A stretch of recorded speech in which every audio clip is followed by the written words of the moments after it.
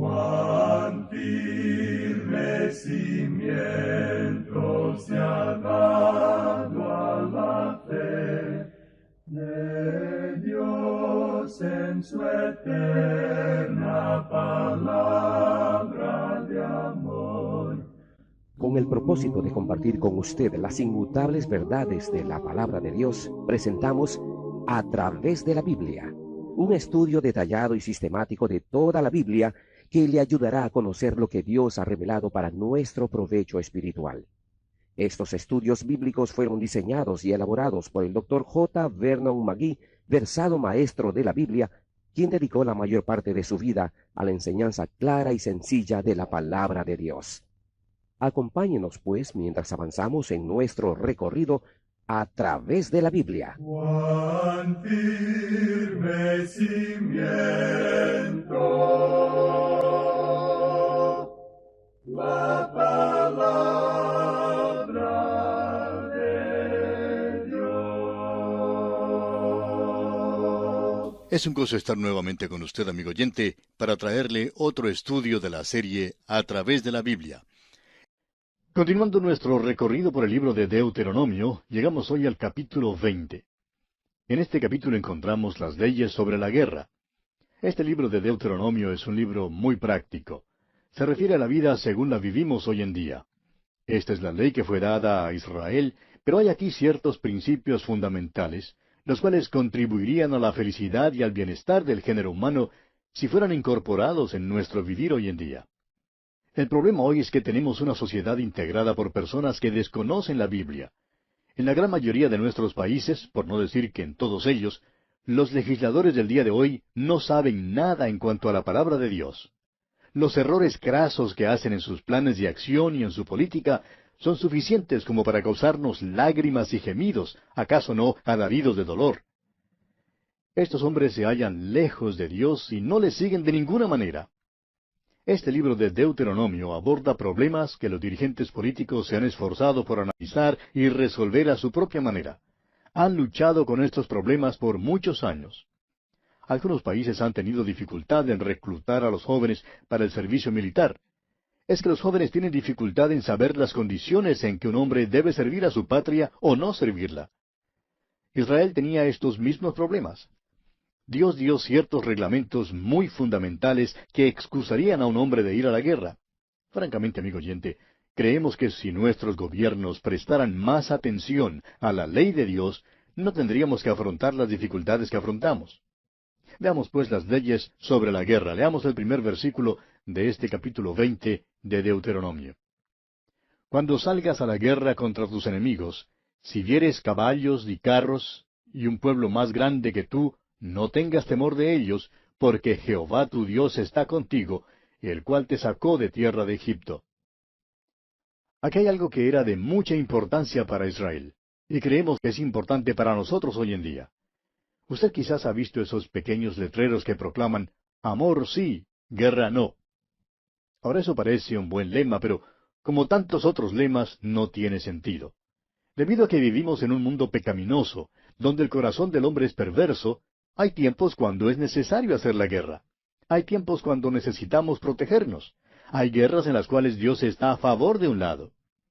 Napoleón dijo que Dios estaba a favor del lado que tenía los batallones más grandes. Pero Napoleón descubrió que eso no es verdad porque él mismo ganó algunas batallas cuando no tenía el batallón más grande. Continuemos leyendo los versículos 2 hasta el 4 de este capítulo 20.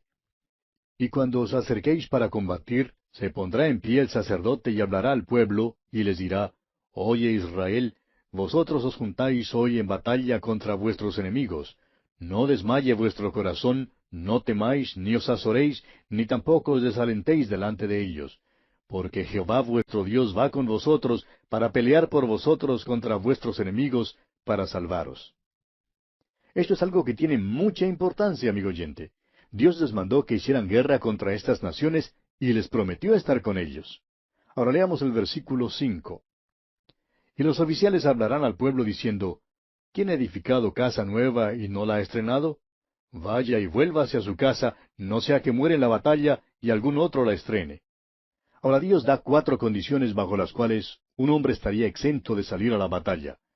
Si un hombre había construido una casa nueva y todavía no había tenido la oportunidad de vivir en ella, no tenía que subir a la batalla. ¿Por qué?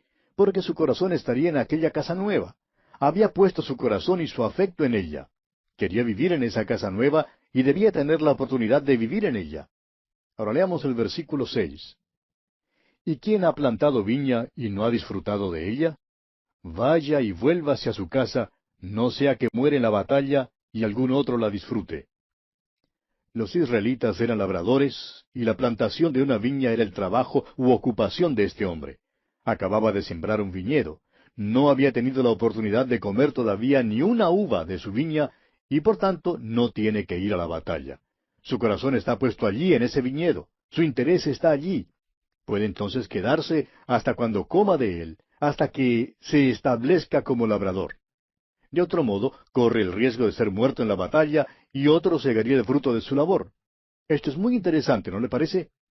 Ahora el versículo 7. ¿Y quién se ha desposado con mujer y no la ha tomado? Vaya y vuélvase a su casa, no sea que muera en la batalla y algún otro la tome. Aquí tenemos a un joven que está comprometido para casarse con una señorita y la reclutan. Ahora, pero no tiene que ir a la batalla. Está enamorado de esa señorita y quiere casarse con ella. Déjenle pues quedarse en casa y déjenle casarse con la joven. Allí es donde está su corazón y él no tiene que salir a la guerra. Ahora el versículo 8 dice, y volverán los oficiales a hablar al pueblo y dirán, ¿quién es hombre medroso y pusilánime? Vaya y vuélvase a su casa y no apoque el corazón de sus hermanos como el corazón suyo. Podría haber un hombre el cual admitiera con toda franqueza que es cobarde. Tiene miedo de luchar y no quiere luchar, quiere quedarse en casa. Vemos pues aquí 4 motivos buenos por los cuales un hombre quedaba exento de ir a la guerra. Quizás los primeros motivos no hubieran hecho que me quedara en casa, pero este último motivo sí habría hecho que me quedara en casa. Si un hombre tiene miedo, si es medroso, no debe salir a la guerra. Creo que yo por miedo me habría quedado en casa. Esta ley se aplicó al ejército de Gedeón. Gedeón empezó con algunos cuantos hombres, realmente había unos miles, y terminó con 300 hombres. Ahora, ¿cómo fueron apartados? Llegaron a las aguas y algunos de los hombres se doblaron sobre sus rodillas para beber. Había otros que lamieron las aguas con su lengua, como lame el perro, y estaban listos para luchar. Estaban muy ansiosos de matar al enemigo y terminar su trabajo. Querían proteger y salvar a la nación. Por tanto, ellos fueron los que salieron a la batalla y los otros fueron enviados a sus casas. Usted se habrá enterado por las noticias del caso de un sinnúmero de jóvenes que no quieren prestar el servicio militar obligatorio y en señal de protesta queman sus tarjetas de reclutamiento. Bueno, simpatizamos hasta cierto punto con muchos de estos jóvenes, pero en lugar de tratar de culpar al gobierno y a todos los demás, debieran simplemente confesar que tienen miedo de ir a luchar. Ese es un buen motivo. Eso sí me habría eximido a mí de ir a la batalla, de eso estoy seguro. Dios dice aquí que Él quiere que su pueblo sepa 2 cosas antes de que entren en la guerra. En primer lugar, deben saber que Dios está con ellos y que va con ellos. En segundo lugar, deben ser entusiastas en cuanto a la guerra. Hay un tiempo cuando uno debe luchar por su patria, y hay un lugar para la bandera y para el patriotismo. Siempre vemos que Dios es muy sabio. Y aquí tenía un plan maravilloso para su pueblo, aún en tiempo de guerra. Leamos ahora los versículos 10 hasta el 12 de este capítulo 20 de Deuteronomio. Cuando te acercas a una ciudad para combatirla, le intimarás la paz. Y si respondiere, paz, y te abriere, todo el pueblo que en ella fuere hallado te será tributario y te servirá. Mas si no hiciere paz contigo, y emprendiere guerra contigo, entonces la sitiarás. Aquí se da otro gran principio. Dios dice que se pelea para ganar. El enemigo debe ser destruido. Este es el fin de la guerra. Si ganar no es el fin o el propósito, no hay entonces motivo para que una nación vaya a la guerra. Yo amo a mi patria y amo a mi nación, y cuánto deseo que la nación se encamine por los caminos y los principios dados por Dios. Dios sigue diciéndoles que los hombres debían ser muertos, pero que las mujeres, los niños y los ganados podían ser llevados como botín y ellos podían comer de ese botín. Ahora leamos los versículos 15 hasta el 18 de este capítulo 20 de Deuteronomio. Así harás a todas las ciudades que estén muy lejos de ti, que no sean de las ciudades de estas naciones. Pero de las ciudades de estos pueblos que Jehová tu Dios te da por heredad, ninguna persona dejarás con vida, sino que los destruirás completamente. Al Eteo, al Amorreo, al Cananeo, al Fereceo, al Heveo y al Jebuseo, como Jehová tu Dios te ha mandado, para que no os enseñen a hacer según todas sus abominaciones que ellos han hecho para sus dioses, y pequéis contra Jehová vuestro Dios. Dios es bastante explícito en estas instrucciones. Él les dice que podían llevarse como botín las mujeres, los niños y los ganados en las ciudades que estuvieran lejos de ellos. Pero las ciudades de los pueblos que él menciona en el versículo 17 no debían dejar a ninguna persona con vida, ni hombres, ni mujeres, ni niños. Todos debían ser muertos. Y la razón que el Señor da es la que está aquí en el versículo 18, para que no aprendieran los israelitas las abominaciones que esos pueblos habían hecho para sus dioses y pecaran entonces contra Dios. Es decir, que Dios les está protegiendo de una contaminación espiritual. Dios dio aquí algunos principios muy buenos, y tememos que nos hayamos apartado muy lejos de ellos en nuestros días. Ahora los versículos 19 y 20 se explican por sí mismos. Así es que vamos solamente a leerlos. Cuando sities a alguna ciudad peleando contra ella muchos días para tomarla, no destruirás sus árboles metiendo hacha en ellos, porque de ellos podrás comer, y no los talarás, porque el árbol del campo no es hombre para venir contra ti en el sitio. Mas el árbol que sepas que no lleva fruto, podrás destruirlo y talarlo, para construir baluarte contra la ciudad que te hace la guerra, hasta sojuzgarla. Y así termina nuestro estudio del capítulo 20 de Deuteronomio. Llegamos ahora al capítulo 21. En este capítulo 21 encontramos las leyes que regularizan el asesinato, el matrimonio y los hijos delincuentes. Todavía estamos en la sección tocante a los reglamentos religiosos y nacionales, la cual se extiende desde el capítulo 8 hasta el 21. Encontramos que hay leyes interesantes y extraordinarias que dictaminan sobre muchos aspectos diferentes de la vida de Israel.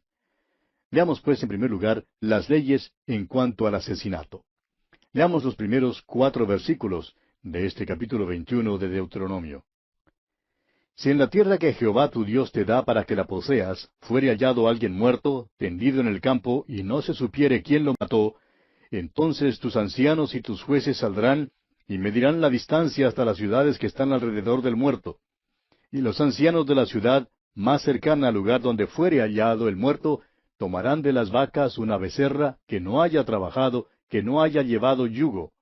Y los ancianos de aquella ciudad traerán la becerra a un valle escabroso, que nunca haya sido arado ni sembrado, y quebrarán la cerviz de la becerra allí en el valle. Si un hombre hubiera sido asesinado y encontraran su cuerpo, debían medir para hallar la ciudad más cercana al muerto. Esa ciudad se hacía responsable del hombre que había sido asesinado. Ahora es posible que no hubiera sido muerto en esa ciudad, pero aún así la ciudad se hacía responsable. Veamos ahora los versículos 5 hasta el 9 de este capítulo 21 de Deuteronomio. Entonces vendrán los sacerdotes hijos de Leví, porque a ellos escogió Jehová tu Dios para que le sirvan, y para bendecir en el nombre de Jehová. Y por la palabra de ellos se decidirá toda disputa y toda ofensa. Y todos los ancianos de la ciudad, más cercana al lugar donde fue hallado el muerto, lavarán sus manos sobre la becerra cuya cerviz fue quebrada en el valle. Y protestarán y dirán, nuestras manos no han derramado esta sangre, ni nuestros ojos lo han visto. Perdona a tu pueblo Israel, al cual redimiste, oh Jehová, y no culpes de sangre inocente a tu pueblo Israel, y la sangre les será perdonada. Y tú quitarás la culpa de la sangre inocente de en medio de ti, cuando hicieres lo que es recto ante los ojos de Jehová. Hay una verdad fundamental que se nos enseña en este proceder. Cuando un crimen tiene lugar en una ciudad, los habitantes de esa ciudad tienen cierta responsabilidad. Creemos que al fin, los ciudadanos interesados en proteger la propiedad y el orden en nuestras ciudades hoy en día reclamarán una ley semejante. Reclamarán que la ley sea ejecutada para acabar con los crímenes que suceden. Dios hace responsable a una comunidad. Aun si el asesinato no fuera cometido en la ciudad todavía era responsable. Los ancianos de esa ciudad debían venir y pedir perdón por la ciudad, y se les concedería el perdón. Dios así lo dispuso para que no se pudiera rehuir la responsabilidad en Israel. Nos preguntamos si hay alguna parte en nuestros países donde piensen en pedir perdón a Dios por los muchos crímenes y por las muchas cosas que suceden. Es una cosa decir que la situación es terrible, que las cosas andan mal, pero es otra cosa llegar a Dios para pedirle perdón por la nación. Dios, perdónanos hoy día nuestros pecados. ¿Sabe usted, amigo oyente, que Cristo fue muerto fuera de la ciudad? Así fue, y fue su muerte la que pudo salvar a sus asesinos. Creemos que el centurión romano, el que estaba encargado de su muerte, es uno de los hombres que fue salvo. Ahora los versículos 10 hasta el 17 dan leyes que gobiernan el matrimonio con una esposa cautiva, y leyes que dictaminan los derechos del primogénito en el caso de un hombre que tiene dos esposas y ama a una y aborrece a la otra. Veamos ahora las leyes concernientes a los hijos delincuentes. Leamos los versículos 18 al 21 de este capítulo 21 de Deuteronomio. Si alguno tuviera un hijo contumaz y rebelde, que no obedeciera la voz de su padre ni a la voz de su madre, y habiéndole castigado no les obedeciere, entonces lo tomarán su padre y su madre, y lo sacarán ante los ancianos de su ciudad y a la puerta del lugar donde viva. Y dirán a los ancianos de la ciudad, Este nuestro hijo es contumaz y rebelde, no obedece a nuestra voz, es glotón y borracho. Entonces todos los hombres de su ciudad lo apedrearán y morirá. Así quitarás el mal de en medio de ti, y todo Israel oirá y temerá. Tenemos aquí una ley tocante al hijo pródigo. Esto es lo que debía haber acontecido cuando el hijo pródigo regresó a casa. Podemos comprender entonces cuánto escandalizó nuestro Señor a la multitud que le escuchaba cuando les dijo la parábola del hijo pródigo. La multitud creía que el muchacho sería apedreado. Imagínense su sorpresa cuando nuestro Señor Jesucristo dijo que el Padre salió para recibir al muchacho. Ellos estaban esperando que el muchacho recibiera lo que justamente merecía. A este muchacho le correspondía la deshonra, merecía morir. Pero ¿qué hace el Padre? Abraza al hijo y dice, mi hijo se había perdido y es hallado. Amigo oyente, yo me alegro de que no nos hallemos hoy bajo la ley. Si hubiéramos venido a Dios buscando justicia bajo la ley, habríamos sido muertos a pedradas como cualquier hijo delincuente. Pero hubo misericordia para nosotros. Cuán maravilloso y misericordioso es Dios al aceptarnos y recibirnos cuando nos acercamos a Él. Bien, leamos ahora los versículos 22 y 23 de este capítulo 21 de Deuteronomio. Si alguno hubiere cometido algún crimen digno de muerte, y lo hiciereis morir, y lo colgareis en un madero, no dejaréis que su cuerpo pase la noche sobre el madero, sin falta lo enterrarás el mismo día, porque maldito por Dios es el colgado. Y no contaminarás tu tierra que Jehová tu Dios te da por heredad. Un criminal que fuese ejecutado colgándole en un madero, es decir, crucificándole, no debía dejarse en el madero toda la noche. Esto era porque todos los colgados en madero son maldecidos por Dios. Ahora nos parece extraña esta ley que se menciona aquí. La forma de pena capital que era usada en Israel era la lapidación. Al parecer, los israelitas no usaban la crucifixión como forma de pena capital. Lo que esto significa entonces es que mataban a pedradas a una persona y luego la colgaban en un madero. Dice aquel versículo 22, y lo hiciereis morir, y lo colgareis en un madero. Sería pues colgado en un madero si fuera criminal de los peores.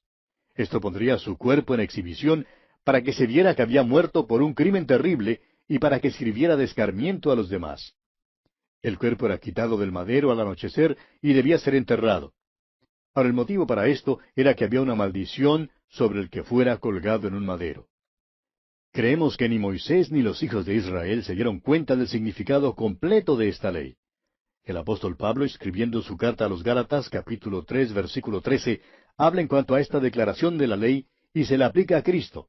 Dice, Cristo nos redimió de la maldición de la ley, hecho por nosotros maldición, porque escrito está, maldito todo el que es colgado en un madero. En los tiempos de nuestro Señor, Él fue entregado en manos de los romanos para la ejecución. Ellos gobernaban en Palestina, y por tanto la pena de muerte sólo podía ser ejecutada en Roma. Nuestro Señor fue crucificado sobre una cruz romana. Roma entregó la decisión de crucificarle y él fue puesto en un madero. Ahora Pablo vuelve a eso y dice que cuando Cristo colgaba allí en el madero, tomó nuestros pecados y fue maldecido de Dios en aquella condición. Llegó a ser maldición por nosotros porque nos redimió de la maldición de la ley. Nos redimió de la maldición del pecado, nos redimió de la pena del pecado y ha comprado nuestro perdón. ¿Por qué? Porque fue hecho maldición por nosotros. Se hacen hasta molestos los que disputan en cuanto a si los romanos o los judíos son los culpables de la muerte del Señor Jesús.